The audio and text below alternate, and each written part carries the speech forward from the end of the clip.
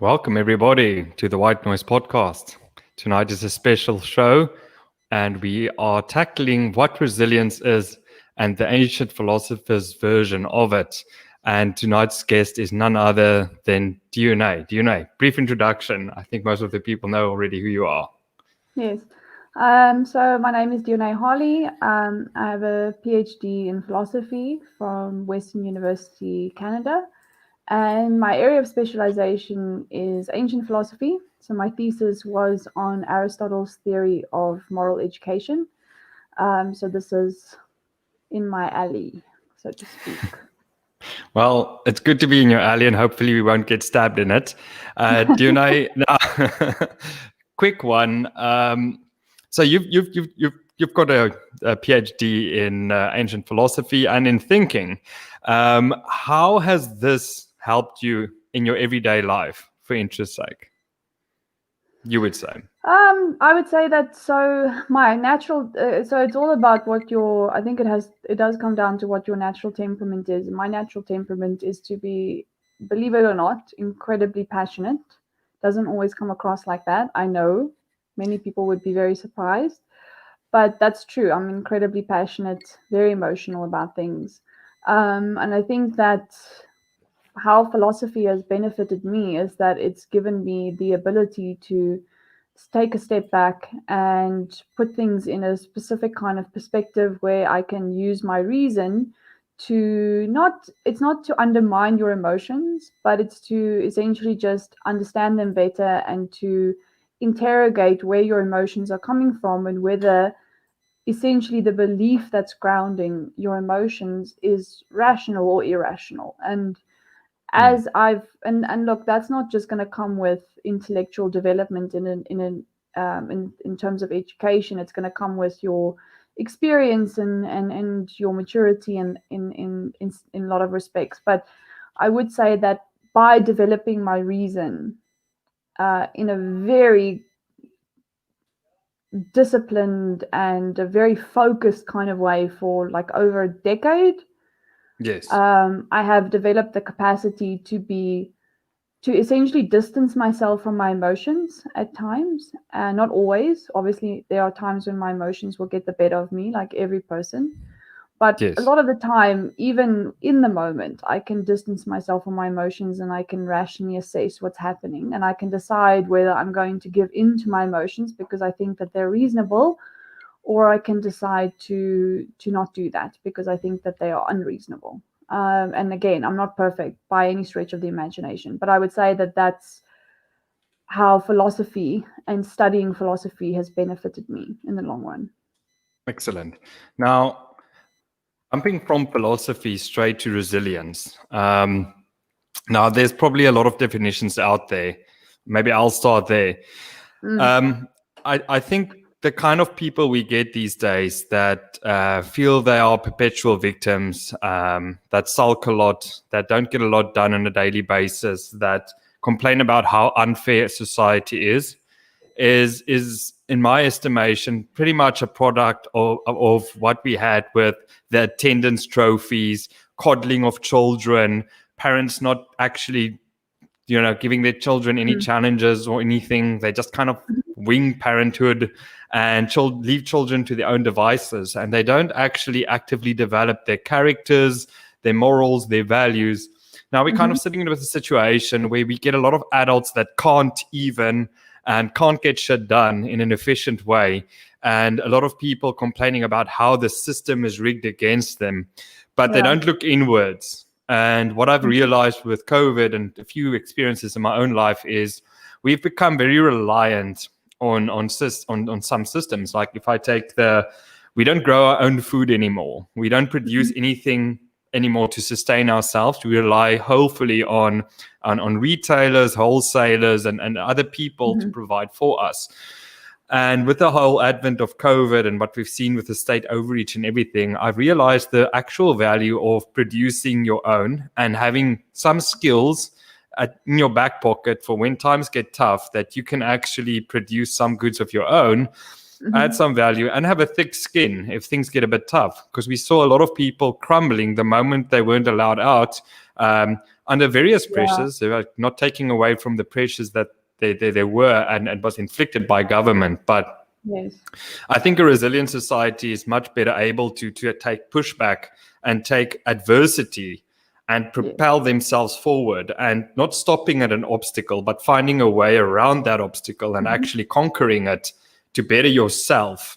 And actually, the more you do that, the more you get into the habit of not seeing obstacles. You just see it as a you have to think around that obstacle, and you have to think how you will overcome that. And with that kind of mindset, you actually breed people that are excellent at what they do. They are resilient, and they actually always move forward. They don't blame society. They don't blame anyone else. They look for their failures. They look inward if they do fail, and they ask themselves, how can I move forward and how can I better myself?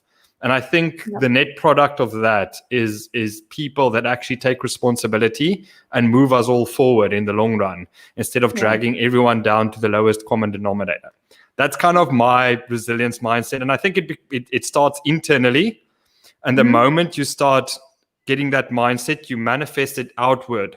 So that's when you start, like the moment your mindset is right, you start going, you do martial arts, you go for your firearm license, you grow your own food. All these things start manifesting because you've got the right mindset. So that's my kind of, you're going to be the philosopher in this conversation. I'm going to be that pragmatic person. And I'm also going to kind of ask a few questions. If you go a bit above our mere mortal heads, I'm going to pull you back a bit and interrogate you. So that's my humble intro on resilience and kind of why it's important. You give us the philosophers and your own practical example. I mean, look, whenever you're talking about any topic, philosophers have a lot of different opinions on the answer to that question. So there's never a definitive answer. So I can only ever speak to what I think and what I agree with. And people can always go and Google the literature. I mean, it's there. It's not inaccessible. Even I know there's some papers that you can't get access to unless you're part of a university, but there's a lot of stuff you can get access to. So, I really recommend that people just go and Google this stuff if they're interested in different definitions. But I think that, like you've pointed out, resilience is multifaceted. So it's not just about in terms of having a psychological resilience. So that's in sense of like psychologically, can you bounce back from bad things that happen to you? So you have actual coping strategies that allow you to handle when bad things happen to you. You can actually, for example, put that in perspective, and you can find a way to not give into, like you've pointed out, victimhood mentality or feelings like that. So like depression, anxiety. So all the things that would prevent you from moving on from that event. But I agree with you. I think it's more than that. It's not just about when, for example, you go through a breakup, which is as anyone has experienced, it's terrible. But in terms of your even physical resilience, like building yourself up to be physically more competent. Again, that's being able to face physical adversity. So in every way, it's taking seriously the fact that life is not always going to go your way. And I think that one of the biggest mistakes that was made in the 90s with the helicopter parenting movement, which is what it's been called, is that it was a move towards trying to, because there was this affluence. So it was the first time where it was possible, so maybe the 80s and the 90s, it was the first time it was possible to protect your children from almost any sort of adversity.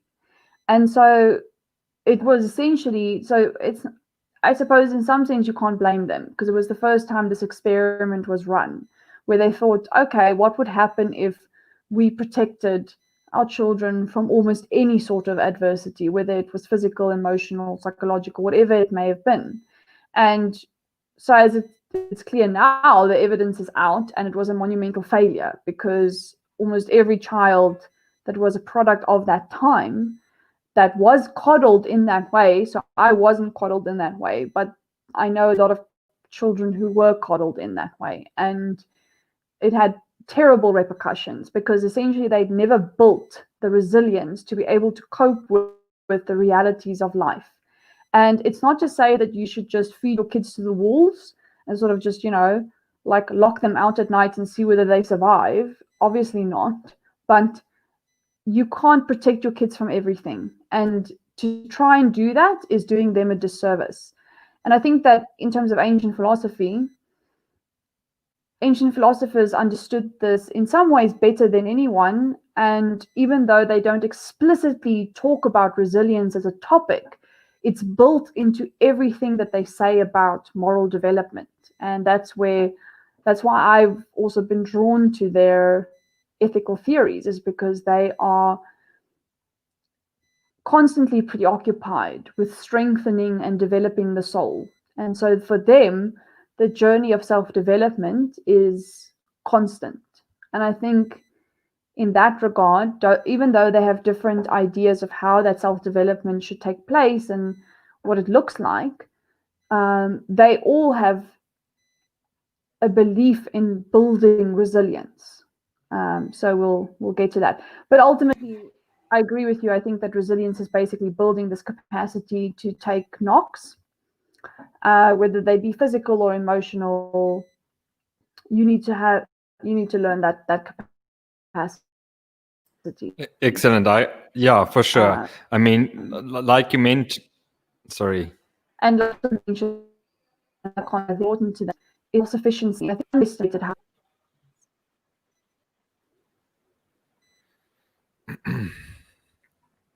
I lost you there for a bit, Dione. Can you just repeat that quickly?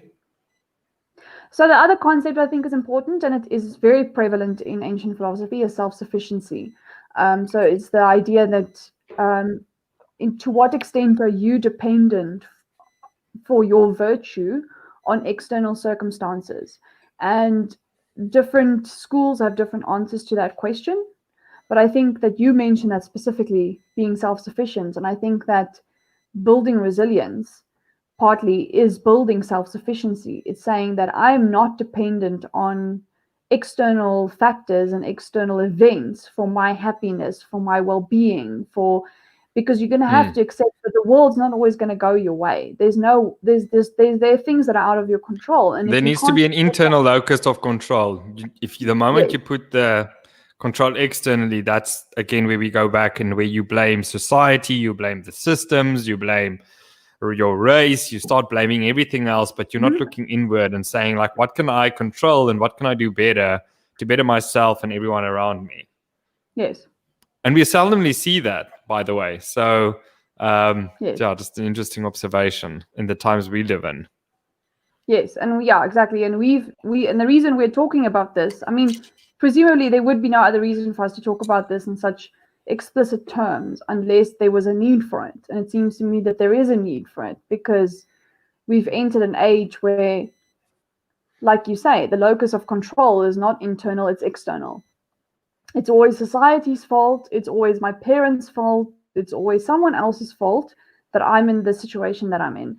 And that's what I love about ancient philosophy, is that for the most part, in every way, they concede that life is crap. In most respects, life is shit.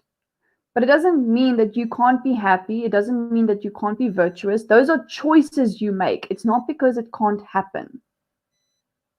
So excellent. I think that's when... Sorry. Just conclude that. Sorry, I interrupted you there. For me, that's exactly why I was drawn to it, is because I think that in terms of how they view the world, it's much more holistic than, and early modern philosophy is also a lot more holistic. But the moment in my opinion, my humble opinion, I know there are a lot of philosophers who would disagree with me, but in my opinion, the moment we entered contemporary philosophy, I feel like we lost sight of the big picture and we became too specialized. And it was detrimental to the field. But that's a separate discussion. That's a separate new episode. Okay, so segue us into tonight's episode. What do you want to talk about how you're going to break this down, and then let's get to it. Cool. So what I want to discuss is, I want to first go into a brief overview of the main schools of thought in ancient philosophy. So I'm not going to cover all of them, but that's just because we have time limitations. So I'll be covering Socrates, Plato, Aristotle, Epicurus, and the Stoics. And what I want to do is I want to give you a brief overview of their moral theory. And then I want to explain how that relates to resilience. Because as I said, they don't ever explicitly mention resilience, although I do believe that resilience is built into their way of thinking about moral development and virtue, which is a specific state of the soul, and that only comes about through you actually developing yourself and you choosing to do so. So if you're happy for me to get going. So Please let's start proceed. with Socrates. Let's start with Socrates. Okay. So Socrates is an interesting case precisely because we don't actually have documentation of his own writings and his own thinking, because whenever he did engage in philosophy, it was in person with an interlocutor, and those conversations weren't recorded. So Plato was his pupil. And Interlocutor, was that someone he engages with? yes, so that's the term you use for whoever he's talking to, and in every dialogue, and that's why every dialogue is a dramatic representation of that. So Plato's Dialogues is where he tries to represent Socrates, his teacher, and then he also tries to develop his own positive position. So we've got this very kind of interesting dynamic between so we still have to figure out like how much of that is what Socrates thought and how much of that is what Plato actually thought. And so when we're talking about the early dialogues, we're generally scholars are comfortable with saying that that's what Socrates thought. But when it gets to the middle and the later dialogues, it presumably is more what Plato thought. And that's where Plato develops his positive conception of moral theory. And notably, the Republic is the most famous instantiation of that. Okay. So I'm going to talk about Socrates as Plato conceives of him. So you need to always remember that it's through a lens. It's through Plato's lens. It's not that we have independent evidence of what Socrates thought. But the one thing we can say about Socrates is that he had two kind of positions. One was in the early dialogues, that, which is the famous thing about Socrates, is that he proclaimed to know nothing. And when he talked to anyone, he was basically just asking them questions. And this is the Socratic method, where he was never claiming anything. He was always just curious about what other people thought. So he would sort of ask them, so what do you think virtue is? And the interlocutor would give an account of virtue. And then he would start asking them questions and be like, well, you know, if you think this, doesn't this follow, which means you can't think this? And before you know it, he's cornered the person so bloody brilliantly. And almost every dialogue in the early dialogues ends in aporia, which means that it ends in an impasse. So it's inconclusive. It's like, this is what virtue is. And then at the end of the dialogue, it's like, there's no answer to that, because if you go down the one road, you hit this contradiction. If you go down the other road, you hit this contradiction. And the whole point of it was to say that you don't actually know what you think you know. And I think that in that sense, it was the project of like humbling people. Does it also mean, sorry, Dione, does that also mean that most people, even though they've got a like belief set, that they inherently in some way or the other always contradict themselves, even with their core values in place? Yes. And they don't know that's the it. kind of, we had this conversation and we actually took a lot of my stuff to its logical end conclusion, as you like to say, and it's like, oh, well, there's a contradiction. How do we reconcile this? So you and Socrates, you went also, oh, I see what you did there now. Thank you. I just applied the Socratic method, and I just asked you a bunch of questions, and then you were like, oh shit, yeah, actually that doesn't make sense. And that's what he did. He didn't have to actually like be confrontational. He just kind of drew people out and showed them that exactly that the thing that they think they know is something they actually don't know at all. And so that was the one method, was to essentially just illustrate that point, that you actually don't know the things you think you know. And then the other strategy he used was more a positive account, was more didactic in the sense that it was supposed to teach us about morality. And in that regard, Socrates was a virtue ethicist in the sense that he also believed that the path to So for him, though, virtue consisted in knowledge. So what that means, so he was an intellectualist. What that means is, to just like strip it, what that means is that he thinks that if you think that you have a conflicting desire that chocolate is good for you, but you know it isn't. So you know that you shouldn't eat the chocolate, but you want to eat the chocolate. His view was that if you still feel that pull, it's because you haven't properly appreciated why chocolate isn't good for you. And the moment that you do properly appreciate it, so essentially the moment you have complete knowledge, you won't be motivated to actually, go for it. You won't be motivated to actually pursue You won't crave it, essentially. Yeah, so he actually thinks that knowledge is sufficient for motivation. So you won't ever have this conflict in you where you know something. So if you think that something is the good, you will pursue it. And so for Socrates, he thought that essentially virtue, and especially, so we've got the virtues, so it would be like justice, moderation, or temperance, courage, all the sort of standard, essentially all the standard kind of Christian virtues, they come from ancient philosophy. So those would be the standard, and wisdom was considered for Socrates to be the pinnacle of those, because for him, virtue consisted in knowledge.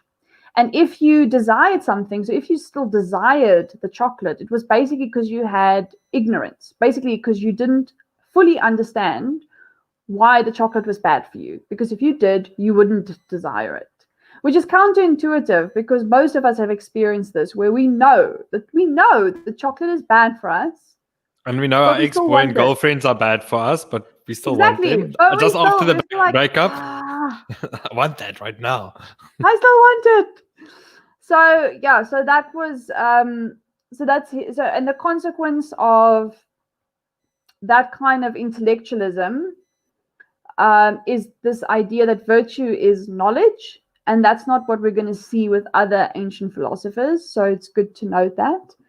And then virtue. Oh, this was the other thing. Virtue is sufficient for happiness. So I have to here explain the necessary and sufficient distinction.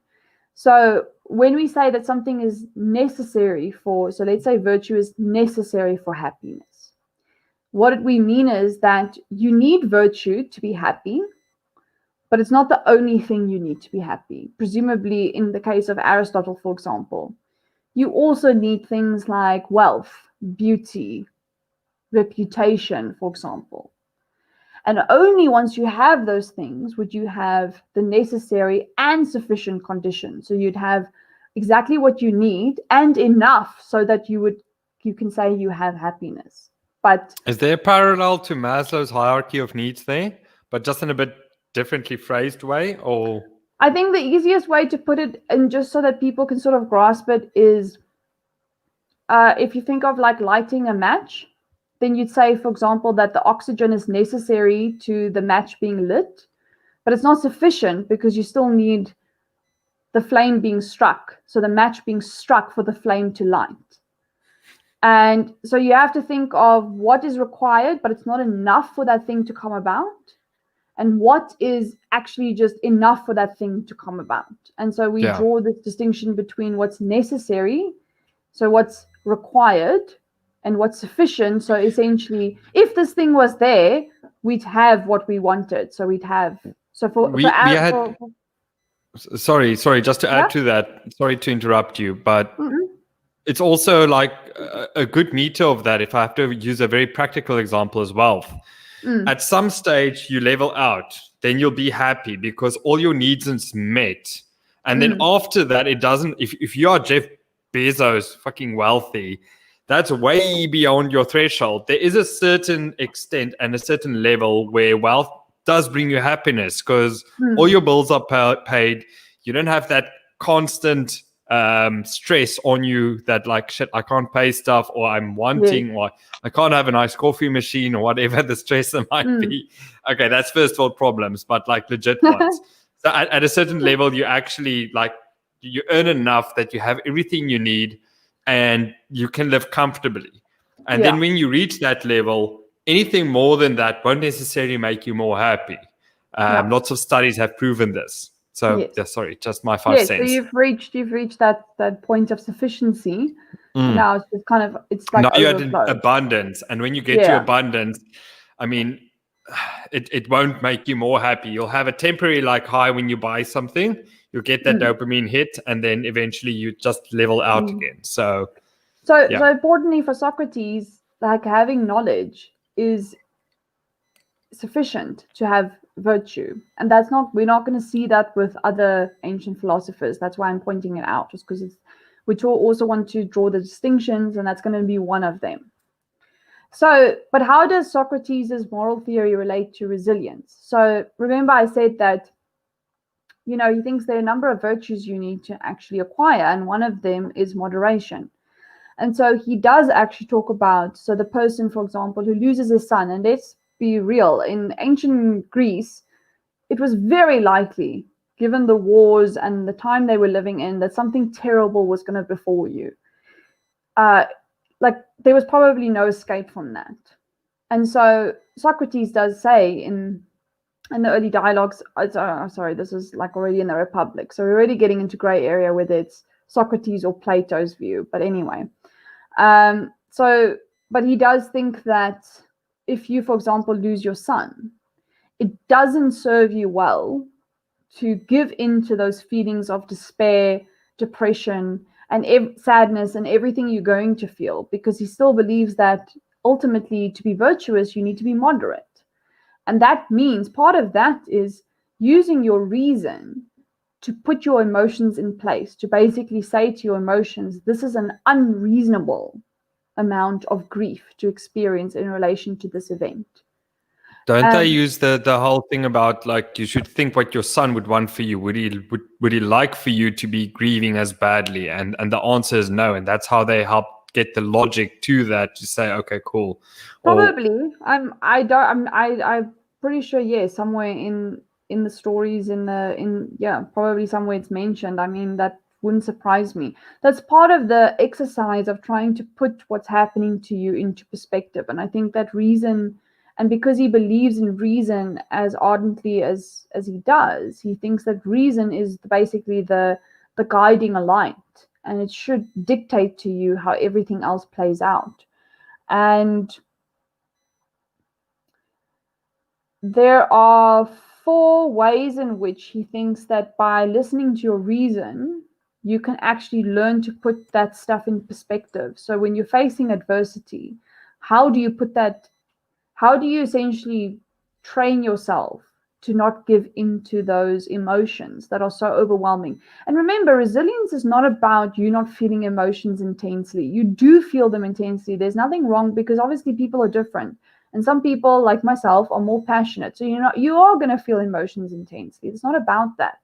It's about whether you have the capacity to then take a step back from those emotions and then use that to overcome what you're facing. And so one principle is there's no way to be certain whether the events that befall us will turn out to be good or bad for us. So there's that perspective of, look, often, and Jordan Peterson talks about this all the time, bad things happen to you. But at the end of the day, you have no idea at the end of the road whether that's a good thing or a bad thing, because often the things that you think at the time are the worst things that could have happened to you, are the things that ultimately led to really good things, or at least ultimately led to you developing yourself in ways that you didn't think you were ever capable of. So it tests you maybe in ways that you don't feel like you're ready, but it gives you an opportunity to grow that you otherwise wouldn't have had. So that's a good point, because there's a common thread with most successful people. They usually went through a barrage of shitty experience, like Yes. Joe Rogan, Peterson grew up very harshly. Yes, most of the philosophers here that we're going to reference tonight, Marcus Aurelius lost several children. It's incredible, and that kind of develops some form of resilience, and then these people become quite badass in what they can and cannot take, and they just forge ahead then, because once you have, I think Yeah, we'll talk about this a bit later, but And I think the mistake people make is that they think that, and I think that's a cop out, is to think that those times when those people forge ahead is just because, you know, they were born that way. They were lucky. No, they weren't born that way. They made a choice. They were like, you know what? This is what I'm faced with. Either I'm going to succumb or I'm going to press on. And the idea of virtue, and this is what I will say, all the ancient philosophers have in common, is that they do believe that the only way to a good life is to strengthen the soul. Essentially, that's what they're saying, is make your soul strong. Like, make it something that can't easily be knocked down, where reason guides your action and your emotions don't get in the way of that. And that's essentially the overarching message that I think is the golden thread that runs through every single account of virtue. And I think that that's incredibly useful, because it's true that that is the only way you overcome things, by choosing to do that. It's not something that it's not a special kind of grace you're given by God. It's something that you say to yourself, I don't want to be this kind of person who wallows, who, you know, thinks I'm pathetic. I don't want to be that person.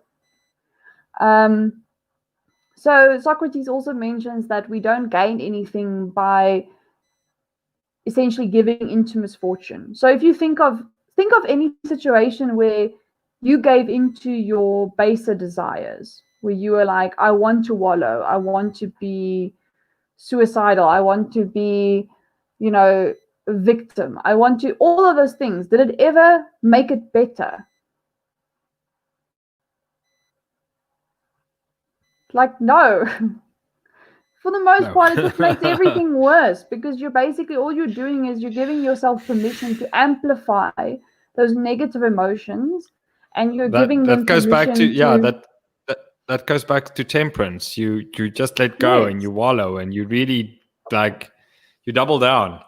You either get so depressed or suicidal or something, and or drunk. Fuck, you get drunk and then you get suicidal, or, you know, that knock-on effect. And the next day you don't remember half of it, and you're like, okay, so what happened last night? That's an awkward conversation to have, and that's terrible. That's never fun for anyone. Absolutely. And then the other thing is that the ancients, given the magnitude of the crises they were often facing, and we're talking about like massive wars, and the potential of their civilization being destroyed, and their city being attacked. And another way of putting that in perspective is to say, like, look, whatever happens here in this very minute instance, in the scheme of things, is pretty irrelevant. So I'm not someone who will say, look, when you're going through something terrible, it's irrelevant. I don't think that. But I do also think that there's a place for saying to yourself at some point, you know what? Enough is enough. It's not like I'm facing, you know, an army invading my city. Okay. I just went through a breakup. Like, go listen to some Adele and fucking recover. Like, it's not the end of the world. Like, life will carry on. But you know, I've got real problems. I can't get kale at Woolies. It's like, I can't make my smoothie. Sorry, that's a first world problem. But people really lose their minds at shit like that. And I'm always, when people go and I like to call it Karen out, it's ridiculous. Like they wallow about such bullshit, and I'm like, don't you have real problems? It's like, really. Look, and I understand that. Okay. Yeah, go. No, like, but then you should also ask yourself, what kind of people am I surrounding myself with? I always hear these things in passing, because I don't have people like that in my life, because I have no time for people like that. Like, I don't allow that kind of crowd. So I also think, look, like with a lot of this stuff, like these abilities come with maturity. It's not something that you're it's not something that you're just born with. I mean, like, when you go through breakups when you're younger, presumably it's a lot more painful. You haven't been through it before. You haven't felt those emotions before. But then as you age, you kind of go, okay, I've felt this before. I know it's going to pass. And then you're able to hopefully put it in perspective and sort of be become better. And so I think the important thing is to view this not as it's not a like we want to think with like, these diets where it's like within a week you'll lose like so many pounds if you do this magical thing.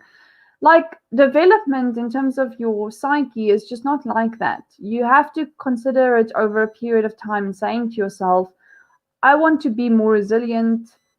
I'm going to build this capacity over time.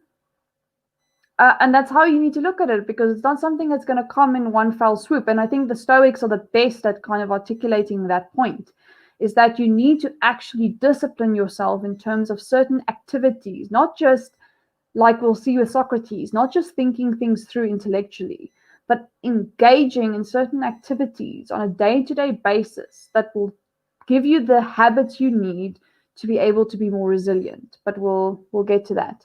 And then finally, you have to consider the fact that a lot of the emotions you feel, as powerful as they are and as justified as they may be, it's not about, I'm not questioning whether they are legitimate, but they do stand in the way of you conducting a rational analysis of what's going on. So, and that's because a lot of us have persistent complexes and trauma that we carry with us from our childhoods. So we basically get in our own way. Yeah. So those things will stick with us. And when people do certain things, those things are activated. And so those traumas and those emotions are basically all that you can see. But that's exactly why Socrates advocates for developing virtue as a whole, because it is partly that capacity to put your emotions in their place and say, yes, I'm feeling this, it's very intense, but it's not what's going on here. And then being able to distance yourself. And it's not easy. It's a very difficult thing, but essentially that's the goal. That's what you're aiming for. Let me just see if there's anything else I want to say about Socrates. So he does talk about that we should employ a rational problem-solving response. So essentially for him, obviously, given that he feels about virtue the way that he does, that it always has to do with knowledge, you need to develop the capacity to conduct a rational analysis of the situation.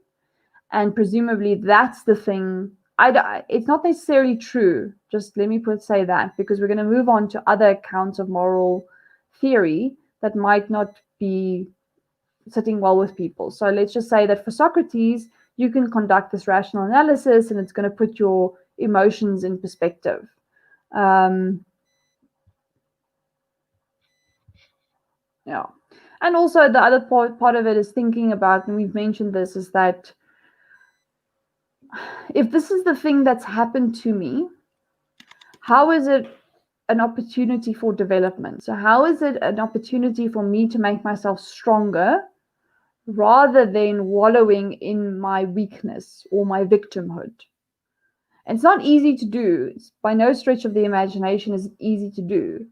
But that capacity can have a massive impact on how you actually process traumatic events. So that's it. That's Socrates. Bam. On to Uncle Plato. Plato.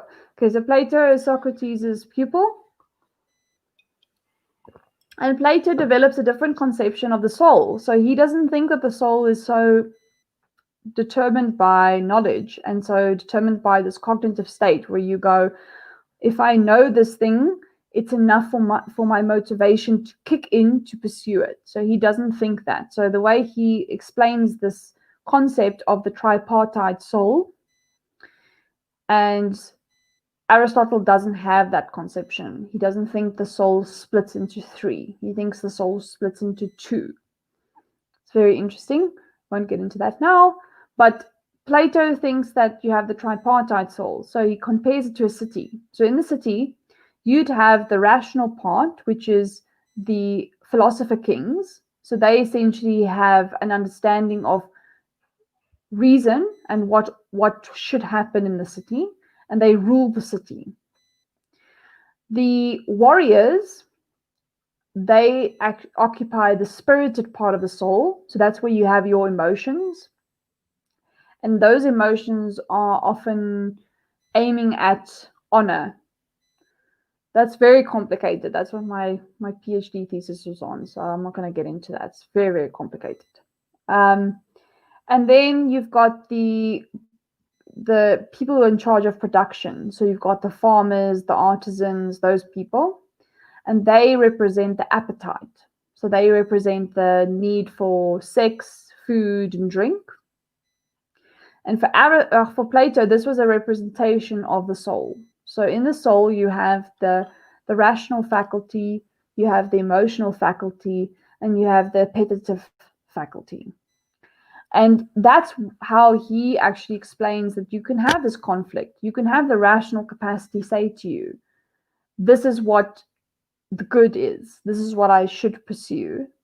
But your appetite, so let's say you really want to have sex with someone, is saying that even though my reason's telling me you seriously shouldn't have sex with that person, my appetite is going, no, but I really want to. I'm going to bang them anyway. Anyway, I'm just going to do it. Anyway.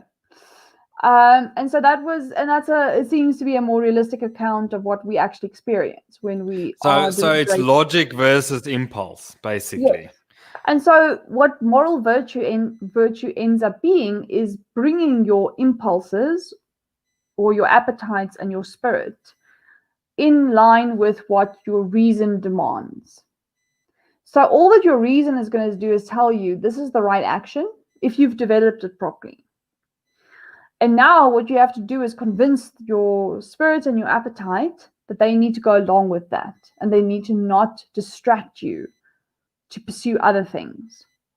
And that's a very difficult... Try doing that after a night out when you're driving past the McDonald's, not to stop.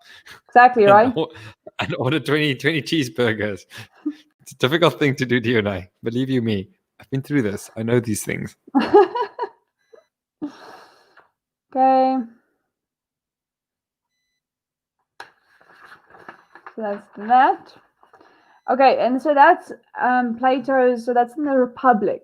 And that's Plato's essentially his positive account of the soul and how a city ought to be governed. And for him, the political organization of a city, like I've said, at the head of that is the Philosopher Kings. And the Philosopher Kings are at the head of that because, and here's the part I don't think people often appreciate, even though it sounds incredibly elitist, and I absolutely do not agree with Plato's Republic because it is so statist, I actually want to shoot myself in the head. But at the end of the day, he also says that the Philosopher Kings have to put themselves through an awful lot to be considered the Philosopher Kings. And here's where the resilience aspect comes in, because they can't be the Philosopher Kings without going through an incredibly rigorous process of being trained. And this is the part where they develop and like inhuman kind of resilience. Is this mental and physical and training? And obviously, when I say mental, I'm talking about physical, the moral dimensions as well, and emotional levels everywhere. So very holistic. Absolutely. So they go through various stages. They start from when they're little, very young. They start going through physical training, and they through gymnastics and physical exercise. I mean, think of 300, like the Spartans, like the way those children are from a very young age expected to be physically competent. That's like what Plato is expecting of the Philosopher Kings. Like they have to develop themselves physically, then they have to develop themselves emotionally, and he thinks that they do that through music and poetry. They have to develop the appropriate emotional sensibilities. These are also moral sensibilities. Again, that's a very complex notion. I'm not going to get into that, but it's a very complicated idea. And then beyond that, they have to develop themselves intellectually. And this is where they encounter the forms. And I'm going to give a very brief explanation of the forms. It's an incredibly complex notion. I'm not going to pretend that we're going to have the time to go through it here, but it's the difference between Plato and Aristotle is that Plato believes in the forms and Aristotle doesn't believe in the forms. So Plato believes that there are these perfect instantiations of any specific quality. So if we talk about beauty, the form of beauty, okay, let's talk about something else. Let's use circularity. It's an easy example. So if we're talking about a circular object, there's a perfect instantiation of that object, which is circularity as such. So it is literally a perfect circle. And it doesn't exist in the experiential realm. It only exists beyond this realm, and only reason can access it. So the Philosopher Kings are the only ones who can contemplate the forms. But every instance of circularity, so every circular object we see in the world, is an instantiation of circularity as such, or the form of circularity. And the point of this is to ground. So the reason why he invokes the forms is because it grounds the existence of things. So for him, forms are being, and when they're instantiated in the world, it's becoming. So it's not perfect. So essentially, the form of circularity would be the perfect version of a circular object. And so it's the highest cognitive form yes, that you can conceive of. Yes. And then we've got cheaper imitations in this realm about circular ones, because having that perfect circular form, it's not always practical, or it just falls off the practicality of it. But yes, and the form, so the perfect instance of it is what grounds the imperfect instances of it metaphysically. So the only reason that the imperfect versions exist is because there's this perfect version that exists in the world of reason. And only the Philosopher Kings have been trained to access that through reason. And it's only through that contemplation of the forms that, and here's the important point, that they can in any way access the good. And the good is essentially what grounds the forms. So it's a very deep concept. And I'm not going to go into it here because it's incredibly complicated. So in other words, you're very much in shit when your Philosopher King is a sociopath or a complete fucking psycho. But they wouldn't be, because they would never get to that level. This is the point. The whole point of this program is what about one episode we must talk about? I think it's Nero. There was a complete tyrant, but he started off nicely, and then later he became.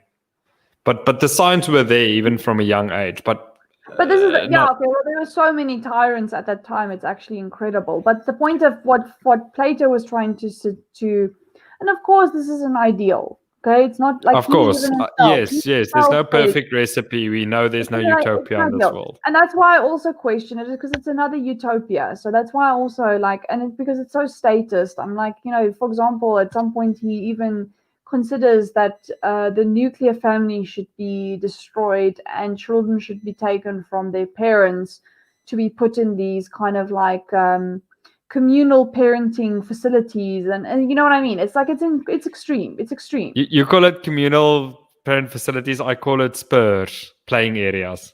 That's exactly where they take those people. Yeah, exactly. It's a modern children's gulag. It's exactly that.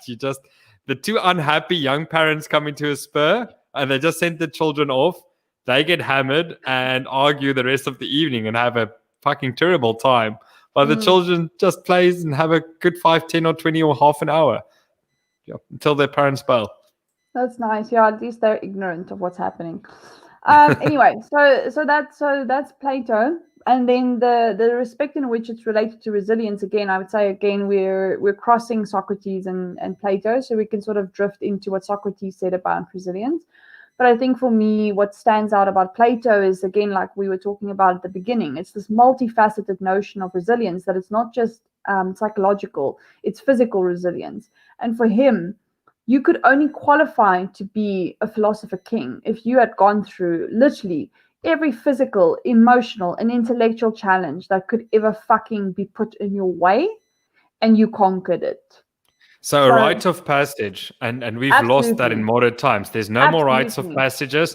Unless you become a hunter, like even if you do if you shoot your first antelope, in our tradition, you usually eat the testicles raw, which is a great way to be a man. But eating testicles where you are semi-drunk on brandy, I don't know if that's really a rite of passage because you're so enumerated and fucking drunk. We've lost rites of passages in life, I think, and yeah, absolutely, we're paying a price for it. Absolutely, we are really paying. We're paying for it. And you and I talked about this, like James Hollis is a Jungian analyst, and he talks about this idea of rites of passage and the specific phases someone has to go through to become an adult. And we now in our modern day world, we think being an adult is playing a certain role. So becoming a wife or a husband, having children, having a specific job. We think those things are what it means to be an adult. And yes, so that's a terrible idea. That's fucking a terrible idea. Because people just, first off, what I see a lot is they fucking wing parenthood. And they are the exact same people that go into the spur, resent each other. They're just on their cell phones. And when they're not on their cell phones, they fucking verbally attack each other. And I only go to spur, like when I got here, especially in Durban, I needed a lot of Wi-Fi. When I just got here, didn't know the areas quite well. I was just sitting there and I'd work. And like I just see these young couples coming in. Fuck, they hate each other. Hey, those children are like their children is like rockets to the play area, and then the resentment begins. It's like you hear that fighting bell before a battle, like ding ding ding, and then they start going at each other, and then they order liquor and shots, and then they like children that sedate themselves from the liquor, and then they become more quiet, and then they eat and they stuff their faces, then they're very quiet. And then awkwardly, like they get the child at the table, and then it's kind of like semi-peaceful, and then they just go home, but they still have that fucking empty look in their eyes. I'm just like, God damn it, these people are not where they want to be in their lives. Like, you can just deduce this. Even as an outsider, you can pick up that negative energy. Because the point of a rite of passage is to say, you've faced adversity, you've overcome it, and you now deserve this place in society. And I think that what we've lost is this notion that by default you are part of society, and that never used to be the case. It used to be something you had to earn. You weren't just by default considered a member of society. You had to actually work to be considered a member of that society and to have a voice in that society. And now, so in some sense, and this is why ancient philosophers were so against democracy, because they could see that it was essentially mob rule. And they were absolutely opposed to that, because if you were in any way rational, and their notion of aristocratic was not what it became in Victorian England, which was basically like you had a lot of money. That's not what they thought aristocratic meant. Aristocratic was you are morally developed. So you were the kind of person, so it was a meritocracy. You were like developed to the point where you earned your place as an aristocratic. Again, these are ideals. I'm not saying that, like, okay, there's a lot of historical objections people can give me, and like, you know what, go fuck yourself, because I'm not talking about that. I'm talking about what the ideal was, what it was they were talking about. And to that extent, I do agree with it, because I think that what we've lost is this rite of passage where you earn your place in society and you earn a voice and legitimacy in terms of what your opinion means. It's not given to you. You have to prove that you're worth listening to. And we have absolutely lost that.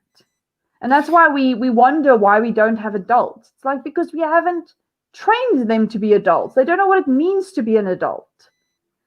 I don't even know if I know what it means to be an adult. I'm in my fucking 30s. I just like what's tax returns? So do you know? I think we've finished off Socrates, Plato. Let's move on to Aristotle. Cool. Like Afrikaans people will call them Aristotle. No, that's Mexican. Sorry. Okay, so Aristotle's big disagreement with Plato is on the forms. So he never bought into the forms as a metaphysical and epistemological reality. So he rejects that. But what he does think is that again, he thinks that to be virtuous doesn't mean you're going to be happy, because to be happy, you also need other goods. And these other goods are things like you need, beauty, reputation, fortune, health, a bunch of other things. So he doesn't think virtue is sufficient for happiness. He thinks it's necessary for happiness, but it's not enough. You need other things too. And the other big difference is his argument towards virtue is not dependent on the forms. His argument towards virtue is to say, what function do humans have? So if you could reduce it, if you say for something like a flutist, like a flautist. It's like someone plays the flute. So in terms of what they're doing, their function is to play the flute well. That's what it means to be a flautist. But if you're talking about humans, what is it that they do well? So what is their function? And how he hones in on that is to say, well, what is the capacity that puts us apart from every other animal? And obviously it's our reason. Our ability to reason is what puts us apart from every other animal. So that is our function. So in virtue of that, we need to develop that to its utmost. And that for him is what virtue consists in, is becoming perfectly rational. But that also has implications for what your psychological dispositions are. And I think this is why I'm a virtue ethicist, is because unlike Kant, who's a deontologist, who basically thinks that when it comes... Sorry, it just sounded like you just had a terrible swearing. You had a bit of what is that kind of vibe where you just swear without... Asperger's. Tourette's. Yeah, Tourette's. Yeah, it just sounded like you had a Tourette's there. No. And then I just wanted to say, like, I don't care about playing flute, but if someone plays mine, I won't complain. Please continue, Dione. I just had to rudely interrupt you there with overtly toxic masculine jokes. I know. It's ridiculous. Come on, all these phallic symbols, left, right, and center, it's throwing me off. I can't even fucking focus right now. Fucking hell. So when it comes to someone like Kant, he's a deontologist, and so he thinks that what it means to be moral is to make the right decision, and you use the categorical imperative to decide what the right decision is. Aristotle and ancient philosophers in general, they don't think that. They think that being a good person is much more of a disposition. So it's not just about honing in on the right action. You have to have the right emotion to the right extent in the correct circumstances to be considered a moral person. So it's a very complex psychological disposition. So let's say someone does something unjust to you. You need to know what's the right action in response. How much anger should you feel in relation to what's been done to you?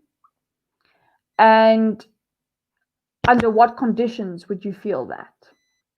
And if you don't have that, then you're not a moral person, and that's why being moral is not supposed to be easy. I think that's what people don't understand. Being moral is actually a very difficult thing, because it means that in most cases, you're going to have to put aside what's convenient and what's easy to do the right thing. And yes, maybe at the beginning, you won't feel the right emotions to the right extent in the way that Aristotle says you should. But the whole point of being moral is that, and this is part of his theory, is that if you want to be moral, do it over and over and over and over again. And eventually, your sensibilities will kick in and you will actually become moral. So it's kind of like the fake it until you make it. But at least you have the capacity to identify what is it you need to do. And that's resilience, because that's saying, even when my emotions are telling me I want to have this kind of reaction, my reason is telling me that's completely over the top and it's not proportional to what's going on. So can I play devil's advocate here? Of course. So, not putting the sledgehammer to Christianity, but we've all seen a term I think we all know very well, being schijnheilig. It's being overtly virtuous all the time, but but your actions completely contradict your level of how virtuous you think you are. So you will think that you are holier than thou art, but behind the scenes you are fucking up dramatically with how you really are. But every Sunday you go to church and you sit there and you're like, I'm a great person. And it's not just like, it never sits well with me when people are like that. I like authentic people that are always consistent in what they do. Whether I'm going to them for a Saturday braai or I won't go to church with them, but anyway, I go to them and I always kind of get a consistent image of them. I think there is something in our culture that we find that people are trying to be overtly. Actually, it's not just Christianity that falls into this. I mean, social the justice far warriors. left as well. They virtue signal all the time, and they're like, "I'm not racist. I'm non-racial." And then they try, and then they fall in their own trap, and they kind of die there. Or their own cannibalizes them because they're like, okay, cool, you're not this, but you've contradicted yourself here. Now we're going to have you for dinner. And I think that's probably a big honey trap for being virtuous as such that a lot of people fall into. But I don't think this is in line with the virtuous qualities that the ancients gave. I don't think what we're seeing manifesting in modern times is in line with that. Or if you can give some clarity on that. Yeah, no, absolutely not. Because in ancient philosophy, it's not performative. It's not about, and they do talk about this. I mean, the sophists are essentially their targets a lot of the time, because the sophists are those who can communicate arguments in an incredibly persuasive way, but those arguments are fundamentally fallacious. But they can still make them sound so attractive that they can draw people in, and they are so popular, and they are basically perceived to be these paragons of virtue because they're so persuasive in how they put forward their arguments. And that's I are better than you art. Yeah. And that's it becomes a virtue competition. Yeah, and that's but the target. That's where temperance come in, doesn't it? Temperance needs to, like, you need to take 5 steps back and say, hey, what am I doing here? Yeah, I was going to say, like, when you look at any of the social justice warriors, I mean, do you consider any of them to have temperance to any extent? No, absolutely not. Their reactions are so over the top, it's absolutely ridiculous. If you actually wanted to take anyone seriously, you would look at how is it that they respond to what you're saying. Are they actually responding to it with reason? Or are they just, trying to have an emotional go at you because, that's, what they're interested in? And to that extent, absolutely not. The ancient philosophers were, in fact, having a go at precisely those people who were incredibly pretentious, pretended to the populace like they actually knew what they were talking about when it came to virtue and what virtue was. And that's exactly why Socrates in the early dialogues, most of his targets are sophists who come to the city and proclaim to have knowledge about one virtue or another. And the entire dialogue is where he is essentially corners them and explains to them why actually they don't know what they think they know. And so that's exactly also why I was drawn to ancient philosophy, is because for me, it's the epitome of authenticity.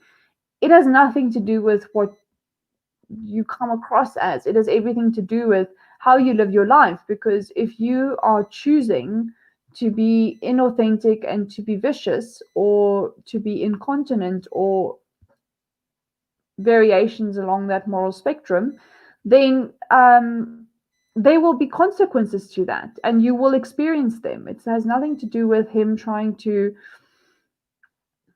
get you to love yourself and to, if anything, ancient philosophers are about you facing the reality of who you are as a person and striving to be better, because they're trying to show you that if you do try and be better, there's so much to be had by doing so. So yeah, that's my view on the social justice warriors. So the one respect in which I'll say that Aristotle, again, doesn't agree with Socrates is that he doesn't think that virtue is sufficient for happiness, as I've mentioned. He also thinks that you need things like health, reputation, a bunch of other things to be happy. But insofar as virtue is necessary, it means that you can't be happy without it. So unless you have virtue. Just a quick one, Dione, just to wrap that whole point up. The real philosophers they shut up and they got on with life. The fake people that try to say like I'm better than thou art, they try to make this whole try to make it all about themselves, and they were the ones like pronouncing the loudest how good and how virtuous they were, while the real philosophers, they kept quiet and they just got on with it. Is that the kind of, if I have to sum it up roughly, would that be a correct assumption? Well, I don't know. I mean, look, philosophers at that time were also aiming. So the academy was Plato's creation, and a big part of it was to try and perpetuate what their thinking was to the populace. But that was the forum back then. The forum was this open area where it's a battle of ideas. So I get that they would be very verbal about it, but other people that embodied it tried to do the same. But I think they weren't ballsy enough to actually go to the forum per se. But they will walk around to their neighbors and to their friends and just be like, I am the embodiment of this.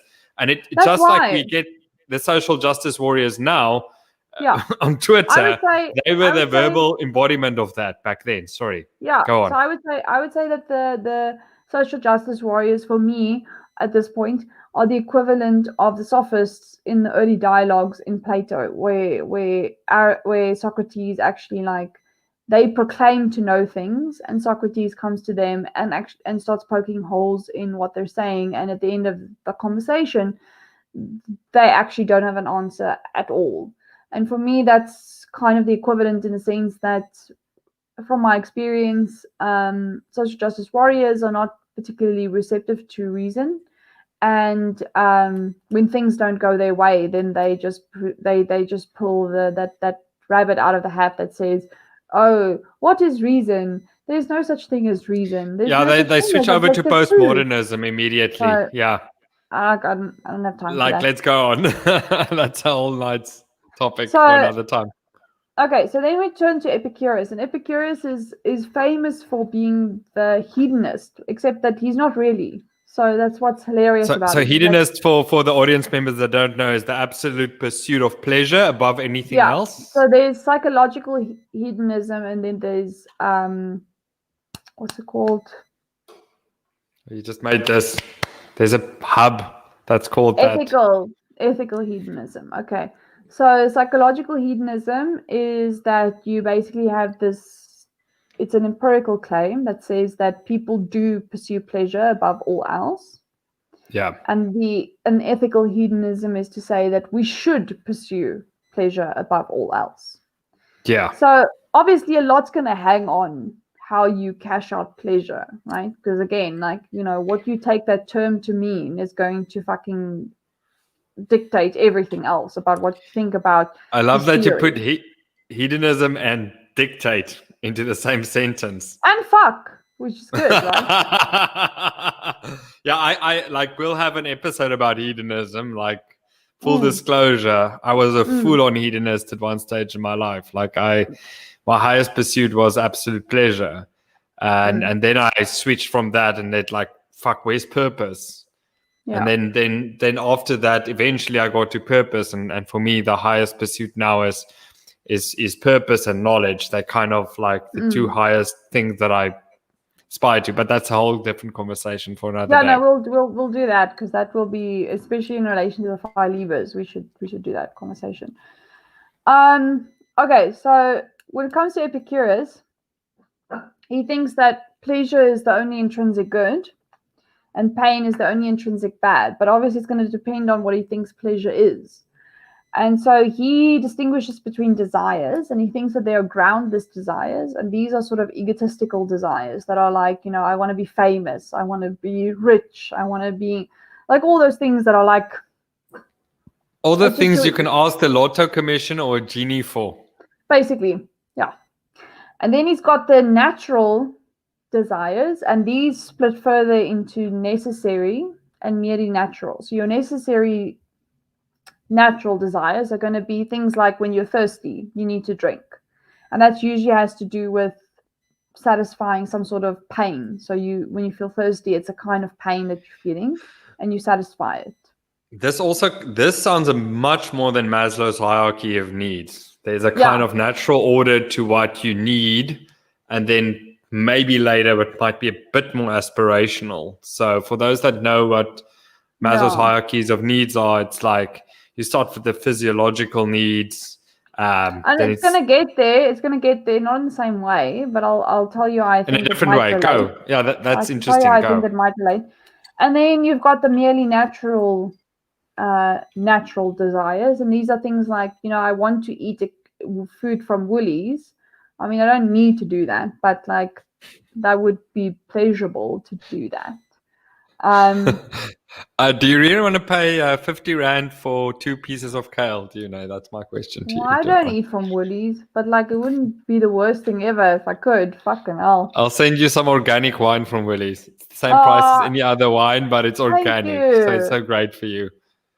Okay, but the ultimate goal for Epicurus, and this is where you start realizing he's not a hedonist in the way that we normally think about these things, because for him, the ultimate goal is to be free from pain, is to be free from mental and physical distress. And he calls this state ataraxia, which is tranquility.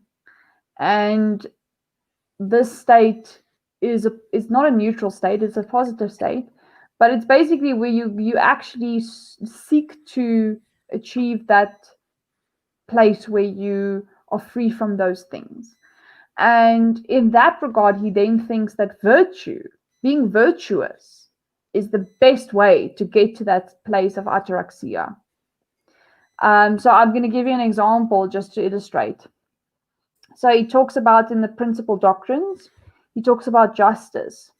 So he thinks that you should be just, because if you're unjust, it's not bad per se, but it's bad because of the fear that arises from the expectation that one will be punished for your misdeeds. And then he says that it's impossible for someone who violates the compact to be confident that he will escape detection. And so in that way, he grounds justice as the need to avoid distress. So in that case, there's a big emphasis on consequences of your own actions. Yes. And the more cuck you or bad things you do, karma is going to eventually catch up to you and decapitate you, if in a matter of speaking. It does remind you of a Buddhist sort of vibe, because you're like, the idea is that you're not a slave to certain desires that are like, I want to be rich, I want to be wealthy, I want to be respected. What you're aiming for is essentially this ability to be calm and be tranquil and to not be in pain because of stupid desires that you might have that have actually nothing to do with your well-being. And even when it comes to the virtues, he then reads them as ways in which you could be free of distress. And so in that sense, he's not a typical hedonist. It's not, because most people portray Epicurus as the hedonist that's like, at these excessive parties where you drink wine and you have orgies and you eat cake, but that's not what Epicurus is really about. If anything, he actually advocated for eating in moderation, drinking in moderation, essentially, because think of it this way: if you indulge in drinking, you're going to have a hangover the next day. That's hardly the same as being free from distress. You're actually putting yourself into a lot of distress by indulging in the moment. So in that sense, it's not the common understanding of hedonism that we normally have. Okay. Makes sense.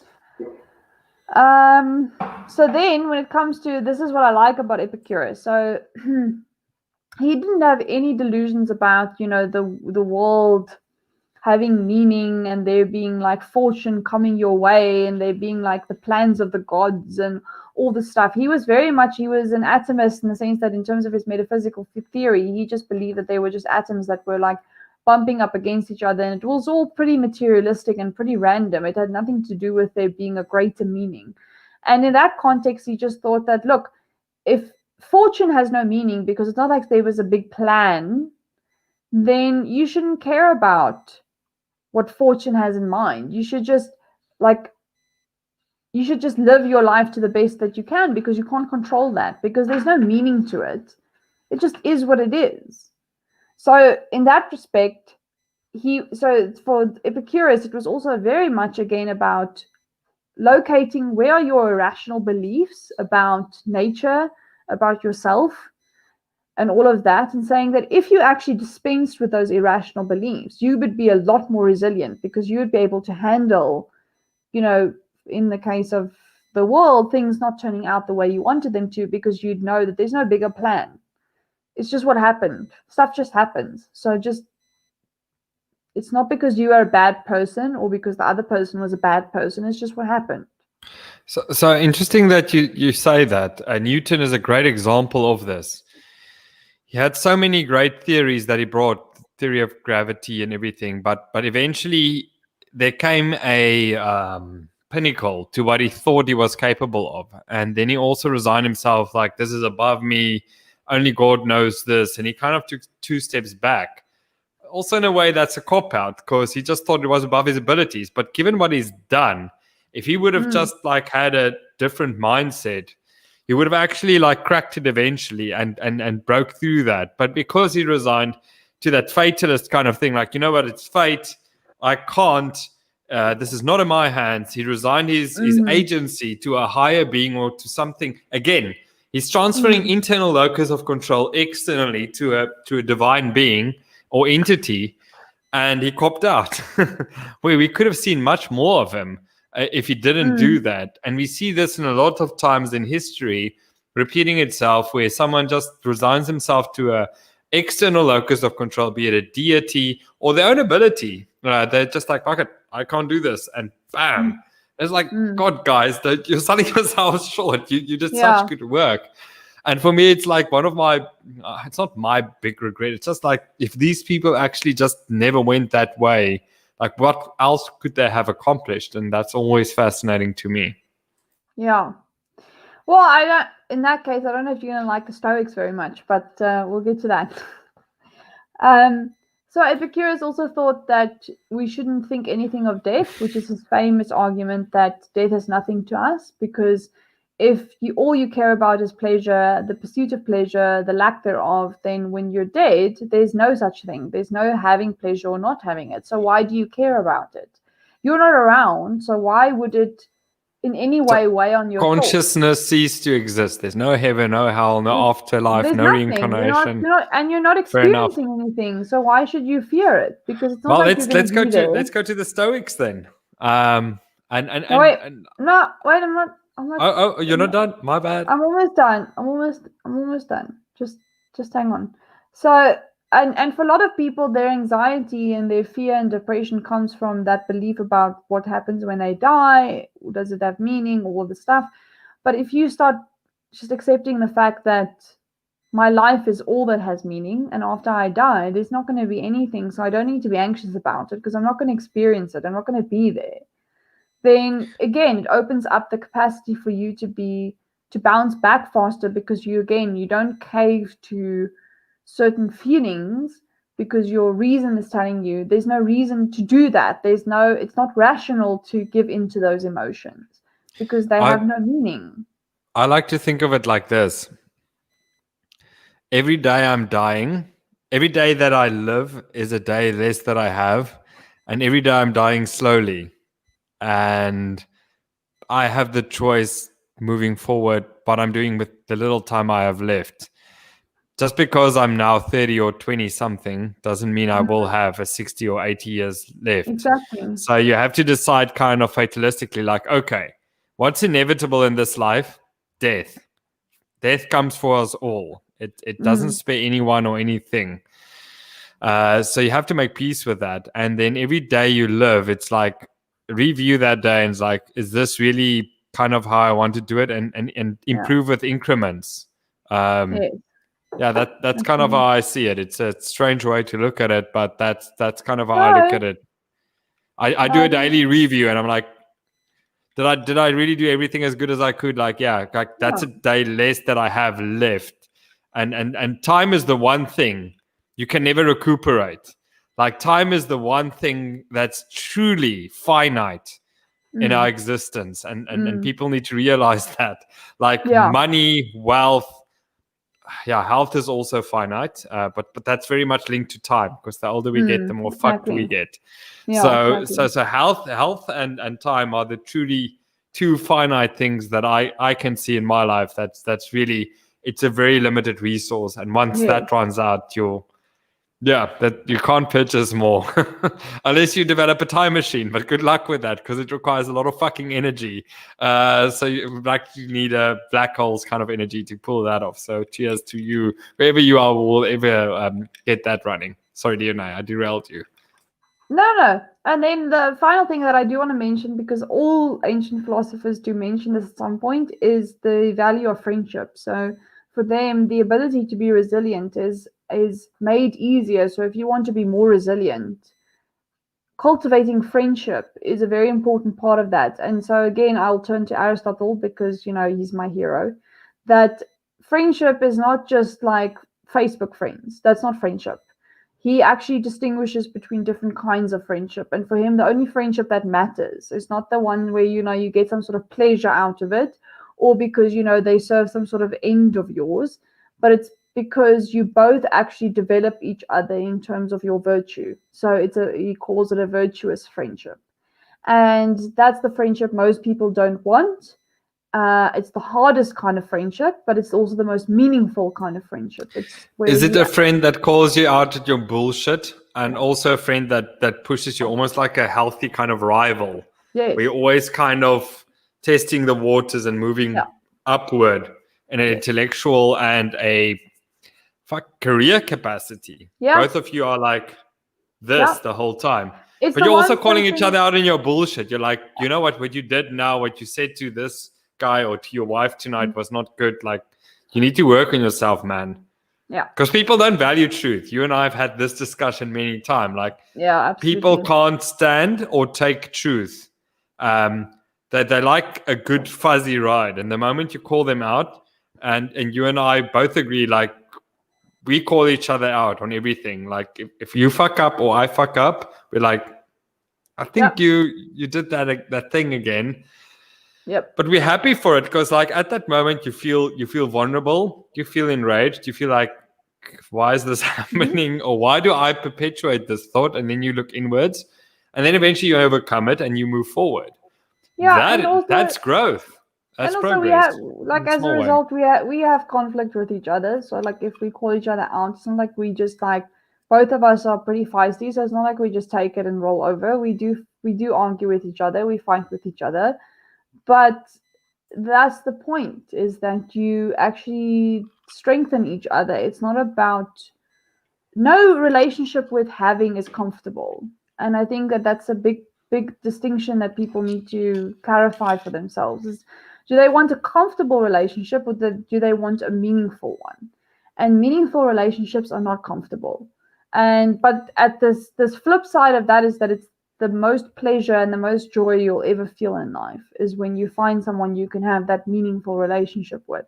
And that counts for romantic partners, friendships, even colleagues. Like, if you're not willing to have that struggle with someone, it's not meaningful. It's basically just another Facebook friend, and you can write them off and they're not going to care, and you're not going to care. Yes.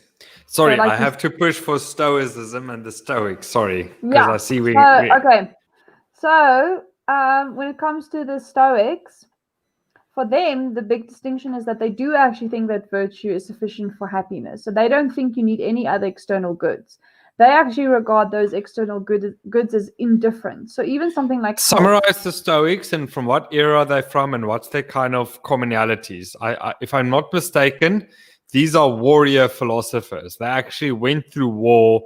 They tasted war. All of them did. So all the philosophers did. They're all in war. There's a lot of wars back then.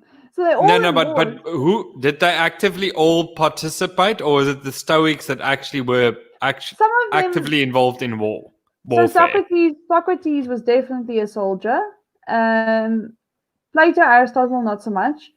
Epicurus, I think maybe no.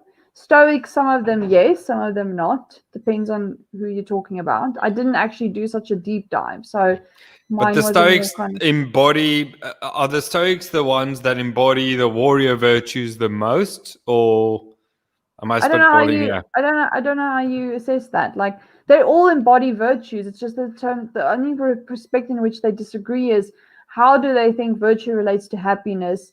How do they think knowledge relates to virtue? What do they think the soul splits up into? And so So those what are sets the what makes the Stoics different? If you have like to it's like put it in a so for me the biggest issue, the biggest thing about the Stoics is that they think they're quite rare in this regard. So they think that virtue is sufficient for happiness. So basically, they don't think you need any external goods. So they don't think that to be happy, you need health, you need wealth, you need reputation, you need beauty, you need any of it. They really are hardcore in terms of thinking that it doesn't matter what happens to you. Like if you're disabled, if you lose an arm in war, if you lose all your children, literally, they think that you can still be happy. And that's a big part because they still think that virtue is something that, so they don't actually think that you, when you're feeling certain emotions that rebel against reason, it goes to the non-rational part of the soul. They actually think those are just false judgments.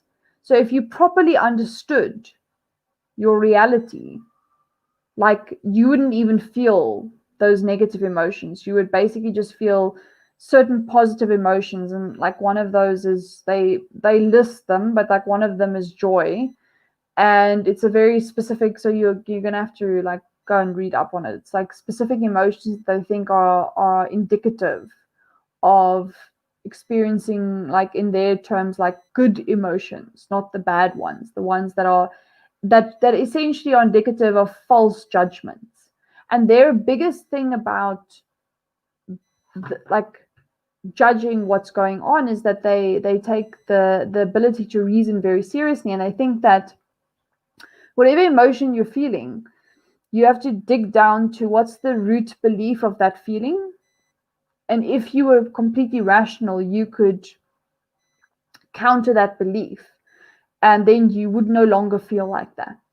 And so the Stoics, for people who don't know, that's basically the starting point of cognitive behavioral therapy, which is a modern day phenomenon, and it's also one of the most successful therapy strategies that we've had, and it comes from Stoicism. And they also have, because of how they think about the world, they also think that you need to live in accordance with nature. And what that essentially means is that reason is the thing that structures how nature plays itself out. So it doesn't matter what happens, you have to have faith in the idea that this is reason playing itself out. And so you need to learn to accept what's happening to you. And in that respect, it's also quite radical because it's like, doesn't matter what's going on in your life, like there's a reason for it, and you need to trust that you can use this opportunity to grow. And so they do actually have some strategies, like they actually have a lot. One of them is, for example, you need to basically assess why you think what you think. You need to keep a journal and every day write in that journal to identify what are the core beliefs that inform your emotions that you think hold you back. And then you can assess like why are those beliefs false and problematic, and through a rational so interrogation. it's a journal to remind yourself like why you're getting in your own way. We Yes. spoke earlier about trauma that's been inflicted on you throughout your life, and that affects you moving forward. There are blockers Yeah. for you achieving your ultimate success and whatever you want to achieve. Those past traumatic events. And again, you mentioned the psychological benefit of just writing or speaking about some things. Mm. It's a good out, Yes. and a lot of people don't realize it or know it. If you write or you speak to people about what's bothering you, that's a hell of a unblocker. You actually move Mm-hmm. forward in a way that you would never believe, especially if it's people that you trust, or let's call it a therapist in this case, if you have no one else, which is quite sad. But let's play the devil's advocate there. And then there's newer treatments. Some are a bit more fringy and stuff. I won't go into the details. But to each their own. At the end of the day, I think writing and talking ultimately leads you to a better place. So they have specific like sort of higher order sort of thinking that you can apply. So one of them is that they actually recommend that you think to yourself, what if so again, testing this idea that you can be happy without those indifferent goods, which is like health, beauty, reputation, wealth, all those things we think we need. They would say, like, consider that you lose all of that. So consider the things that you think are valuable in your life and imagine those things not being there. Like, how would you feel? How would you react? What would you do? And they actually encourage you to think negatively and think through, what does that mean? So that you can, over time, build the resilience to be able to face that if it were to happen, which is very counterintuitive. Most people would be like, that's terrible. How can you tell me I should think negatively? But they do actually recommend this. Can we go into this? Because I think there's two aspects to this that I've realized to myself. Taking 2 steps back and appreciating what I have, being like, okay, cool, let's bring it down to 0. Like I take myself, for example. I've got a gorgeous ocean view every day when I wake up. I'm living at the south coast of South Africa, which is a beautiful area. So if I have to take 2 steps back, I'm living in a gorgeous environment. It's great to be here, and I'm so happy to be here. But you do sometimes take it for granted. So you have to take 2 or 50 steps back sometimes to realize what you have and what you've achieved and appreciate that. Yeah. So that's the one aspect, appreciating what you have. And I've lost my trail of thought, but you can go on and I'll think about what the other one was. Okay, tell me when you remember. So then the other part is that I've said already that for them it's about living in accordance with nature. And in that respect, they think you also need to honor how nature plays itself out. And you need to trust that reason is essentially structuring the nature of reality. And so if there's something that's happening to you, it's better to just accept it rather than try and fight it, because whenever you try and fight it, it's making things worse. And I think that, I'm not going to say, like, if someone loses their child, that was meant to be, or, that was fine. I mean, that's a terrible fucking thing to say to someone. But at the end of the day, there's truth to this idea that you can't change it. It is what it is. And fighting it has never helped anyone, ever. And it's not about, like, it's not about you not feeling the emotions intensely or needing time to work through it or anything like that. But it is about just understanding that reality is what it is. You can't fight it. So you need to find a way to come to terms with it. And yeah, that's the one part. Sorry, Dione, the other thing, and I'll make it quick and sweet and quick and slick, is that overtly positive attitude. Like, you always need to be positive and think positive. It's bullshit. No, it's counterproductive. If anything, it's counterproductive. Because sometimes you have to go back to the drawing board. You have to indulge these negative feelings and go like, okay, where am I now and where am I going? And then you have to acknowledge, like, fuck, I haven't done everything right. I fucked up a few times. Acknowledge that. Acknowledge the darkness. And if you weren't your best, that's also fine. But you're able to move forward from that. And you can move forward.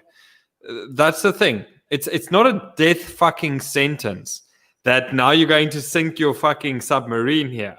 It's like okay, cool. Go. Just to give people hope. I mean, I did recently look at a TED talk. It was about a woman who's studying resilience, like contemporary psychological studies, and she lost a child while she was studying this topic.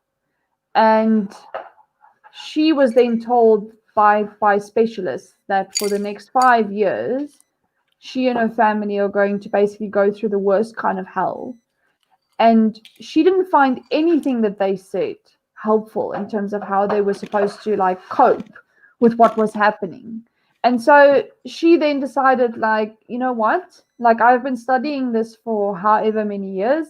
I'm actually going to apply my own strategy. So, like, Kata, I'll send you the link to that talk, and you can put it below this conversation, because I don't want people to think that even when it comes to something as terrible as losing a child, which is probably one of the worst things that can ever happen to someone, that I'm blasé about that and thinking, yeah, just think of it as like, it's nature's plan. Like, fuck that. Like, it's literally the worst fucking thing that could happen to a person.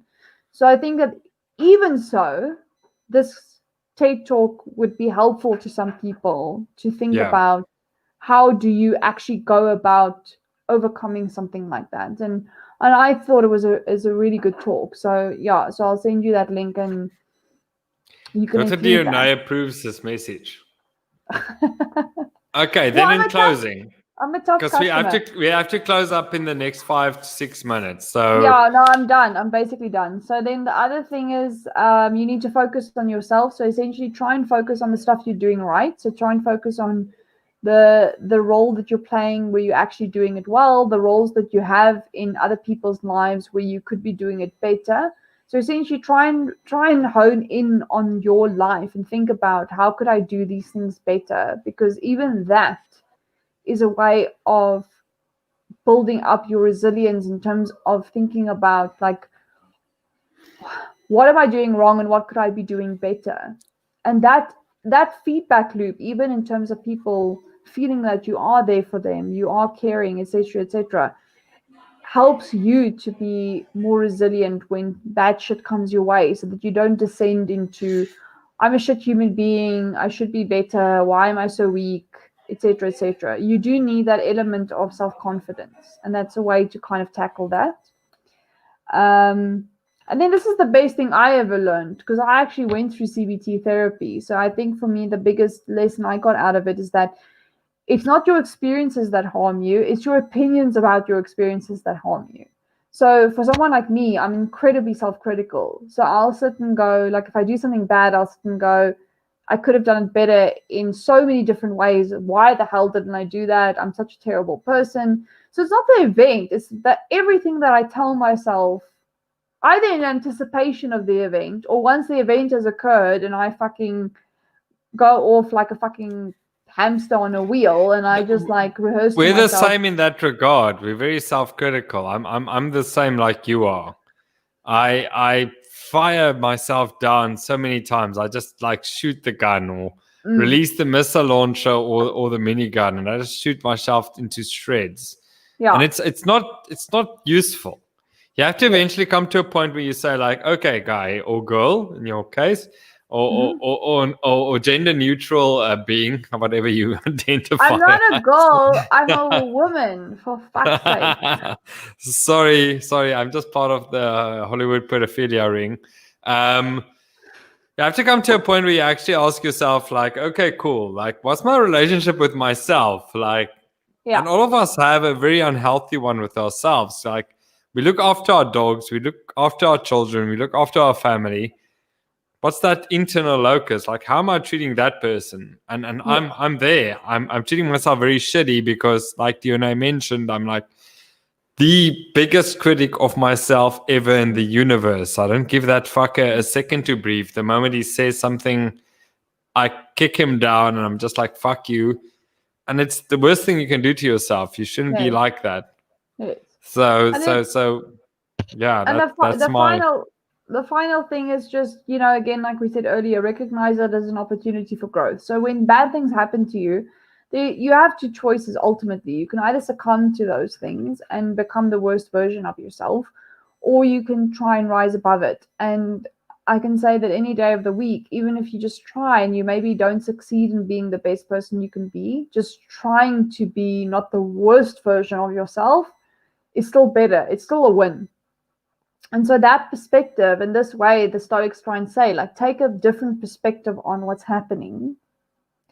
And in that way, you can maybe over time, it's not like again, it's not an overnight thing, it's over time. You can convince yourself and habituate yourself to react in a certain way to adversity. And that's resilience. That's basically developing the strategies to bounce back from bad shit that happens to you. And in this day and age, I think we need that more than ever because so many generations haven't really been taught that. And we've lost that ancient wisdom that's been sitting there for over 2,000 years. It's absolutely ridiculous that we don't still actually try and harness that to live better lives. I do think the grandparents and great grandparents actually might have embodied that because they had harder lives. Yeah. And they tried absolutely. to they tried to actually embody that as much as they can. But from the grandparents to great parents to current parents, I mean, convenience is king. People just want to buy their children McDonald's and quick foods and fast foods. Absolutely. Then they get obese and they've got high blood pressures, and parents are just like, oh, fuck, what's this? Like, I'm just going to buy pills. It's like, no, start with the diet and start with how you treat your children, like look after them. Or don't have children at all because you're incapable of being a good parent. But people don't think like that. They don't think laterally. And you and I will be talking about that on the 7th of December, whether you should have kids or not. Yeah, that's going to be a fun one. Dione, in closing, is there anything else you want to add to this conversation? Are we closing it off? Do you want to add some wisdom and then I'll close off as well? Yeah. Go. So I just want to say, like, I think that from my perspective as someone who has studied ancient philosophy for quite a long time, I think that it still has a lot of wisdom to offer. And I think even more so because I think that in a lot of ways, the periods they went through were a lot more trying than what we go through now. I mean, it's different, but I think in a lot of ways, it's still exceptionally trying. So I think that if you want to have some perspective on what you need to teach your kids and what's important in life just for your own sake, just even read Marcus Aurelius's Meditations. I mean, even that's a start. Like, just it really is about just developing your soul and making it stronger. And I think that every ancient philosopher has advocated for that in one way or another, and you will always have something to learn there. So it's worth pursuing. My final thought is a lot of people think that the ancient times weren't as hard. It was much harder than now. We're living in the best era ever when it comes to medical technology, when it comes to affluence, when it comes to everything. We are much better than we used to be, dollar for dollar, pound for pound. If you measure ancient civilizations to what we have now, we've got clean water, we've got sewage systems that are fucking working. Back in the day, you used to throw our shit literally into the streets. When you look at any old school movie, they have the bucket, they throw something that's shit and piss, by the way. And we're living in the greatest era. We've got the greatest medical technology and everything else. If we are looking for victimhood and for other shit, it is because we've got no other problems anymore and we are just internally collapsing. And that's my theory about it. I think we are internally collapsing. Some societies are, not so much others. And I think we have to look inward and ask ourselves, is things really as bad as we say it is? Or is this just an illusion or distraction? And I think everyone can draw their own conclusions on that. And on that note, I want to thank Dr. Dione Harley for attending this session and embodying her wisdom on us. And we'll probably have many more of these sessions. And thanks everyone for tuning in. I really appreciate it. Thank you for having me here. It was really a pleasure. Thank you, Dr. Dione. I appreciate your time. Cheers, everybody. Have a great week and a great month and an evening and year. Jesus, it's the end of the year. Cheers.